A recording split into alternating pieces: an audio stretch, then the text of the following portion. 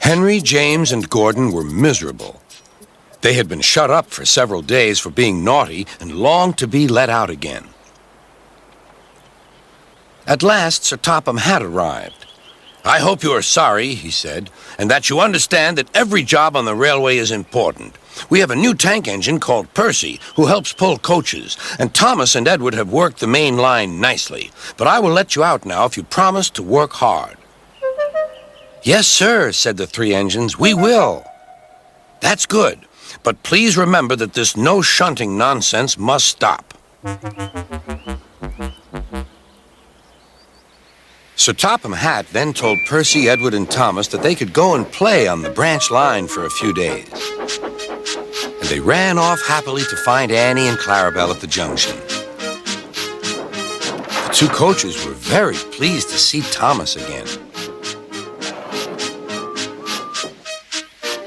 Edward and Percy played with the freight cars. "Stop, stop, stop," screamed the cars as they were pushed into their proper sidings. But the two engines laughed and went on shunting till the cars were tidily arranged.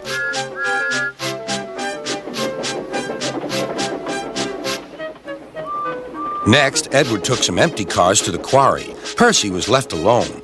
He didn't mind that a bit.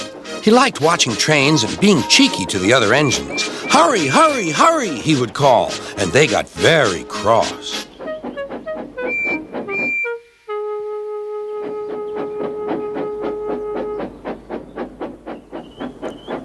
After a great deal of shunting, Percy was waiting for the signalman to set the switch so he could get back to the yard. Percy was being rather careless and not paying attention. Edward had warned Percy, "Be careful on the main line. Whistle to the signalman that you are there." But Percy didn't remember to whistle, and so the busy signalman forgot him. Percy waited and waited. The switch was still against him, so he couldn't move.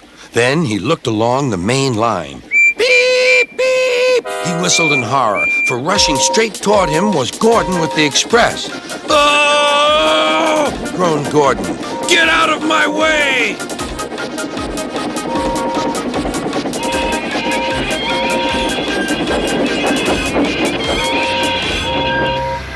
Percy opened his eyes. Gordon had stopped with Percy's buffers just a few inches from his own. But Percy had begun to move. "I won't stay here. I'll run away," he puffed. He went straight through Edward's station and was so frightened that he ran right up Gordon's hill without stopping.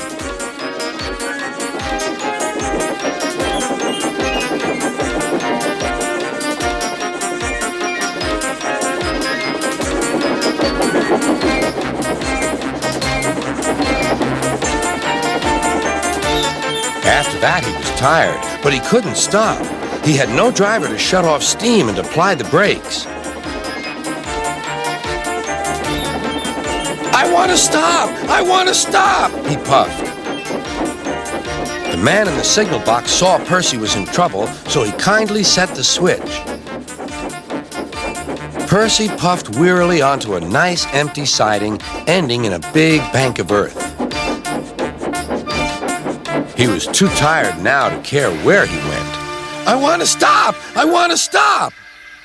"I have stopped," he puffed thankfully.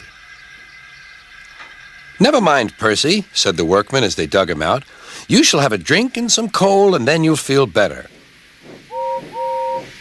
Presently, Gordon arrived. "Well done, Percy. You started so quickly that you stopped a nasty accident." "I'm sorry I was cheeky," said Percy. "You were clever to stop," replied Gordon. Then Gordon helped pull Percy out from the bank. The two engines are now good friends, but Percy is always most careful when he goes out on the main line.